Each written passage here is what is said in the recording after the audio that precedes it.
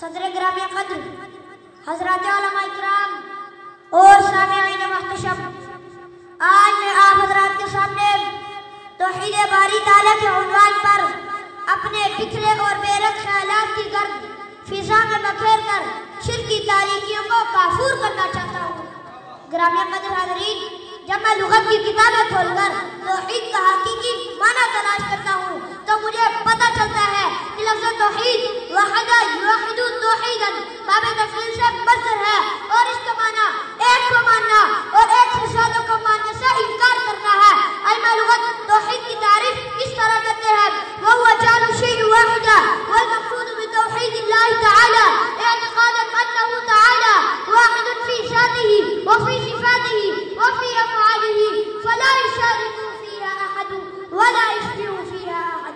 توحید سے مراد اس چیز کو ایک قرار دینا ہے۔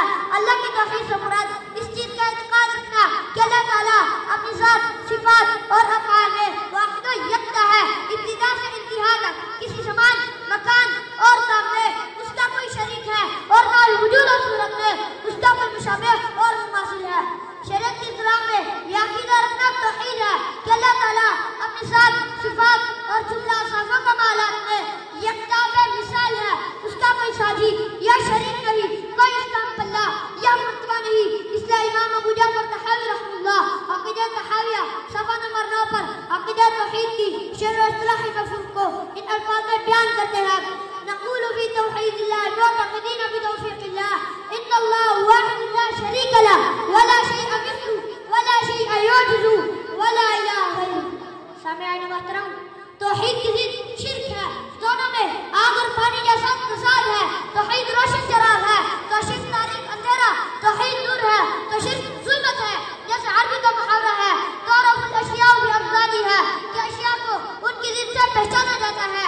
بس یا توحید ہوگی وہاں شرک نہیں ہوگا اور جہاں شرک ہوگا وہاں توحید نہیں ہوگی۔ اس لیے توحید کو سمجھنے کے لیے شرک کی تاریکیوں کا علم ہونا بھی ضروری ہے۔ اس لیے شرک کے معنی کو سمجھنے کے لیے جمہور علماء کے دامن علم کو تھامتے ہیں۔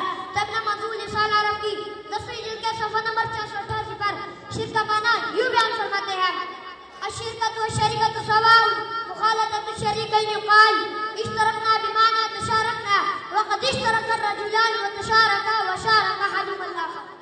خلاصہ یہ ہے کہ لفظ شرکت سے بنا ہے جس کا معنی ہے اللہ تعالیٰ کی ذات یا اس کی صفات میں اور کو شریک مانا جائے۔